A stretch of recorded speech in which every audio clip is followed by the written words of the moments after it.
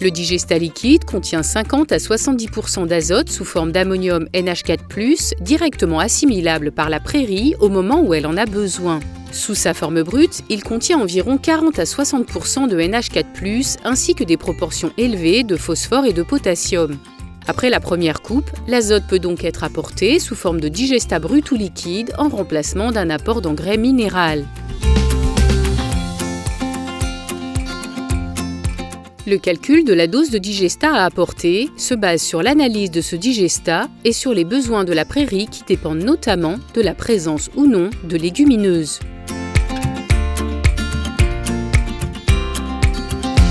L'épandage de digesta brut ou liquide sur prairie après la première coupe est réalisé avec du matériel classique, une petite tonne à lisier de 10 à 12 mètres cubes reliée à une rampe à patins.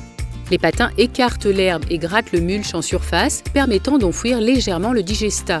Cette technique a un double avantage, elle n'endommage pas la prairie alors en pleine production et elle permet d'enfouir le digesta pour éviter la volatilisation de l'ammoniac. L'épandage a lieu en avril-mai après la première coupe, juste avant la repousse.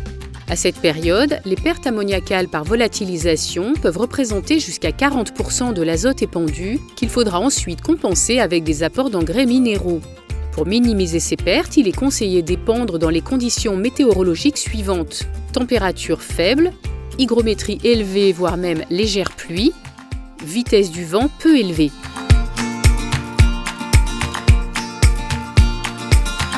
Donc là on est au printemps 2021, on vient de réaliser une coupe d'ensilage d'herbe pour le fourrage pour les animaux. Et donc l'idée c'est de pouvoir faire une deuxième coupe de foin ou de regain juillet ou août. Nous avons choisi d'utiliser une tonne de 11 mètres cubes avec un enfouisseur à patins pour plusieurs raisons.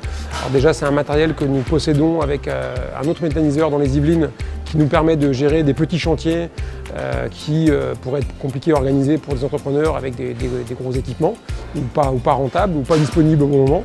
Donc là, le petit gabarit nous permet d'avoir un petit tracteur et donc un ensemble chargé qui pèse que 22 tonnes et donc d'aller dans des parcelles en limite de portance en sortie d'hiver ou de faire des petits chantiers comme là après un ensilage d'herbe qui va concerner que 250 ou 300 mètres cubes et donc pouvoir intervenir très rapidement juste après la récolte de l'ensilage. L'autre intérêt de cet équipement est qu'elle dispose d'une rampe d'enfouisseur à patins, ce qui nous permet justement de faire un léger sillon dans la végétation lorsque le sol est encore un peu humide pour déposer le digesta dans ce sillon et limiter la volatilisation d'ammoniac par la limitation du contact de l'échange entre le digesta et l'air. C'est un équipement peu coûteux à l'achat, petite puissance de traction, faible consommation de gasoil et donc c'est des coûts de chantier vraiment abordables.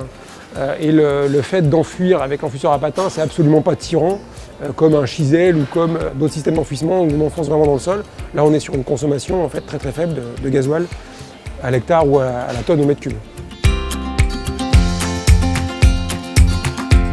Le digesta liquide contient 50 à 70% d'azote sous forme de NH4+. Un apport sur prairie juste après la première coupe remplace un apport d'engrais minéral. Des analyses de reliquats azotés et de digesta permettent de calculer la dose à apporter. L'épandage s'effectue avec une petite tonne équipée d'une rampe à patins qui préserve la prairie en minimisant la volatilisation d'ammoniac. Les conditions météorologiques doivent être favorables. L'épandage a lieu après la première coupe en conditions poussantes de l'herbe pour apporter l'azote nécessaire à la deuxième coupe de la prairie.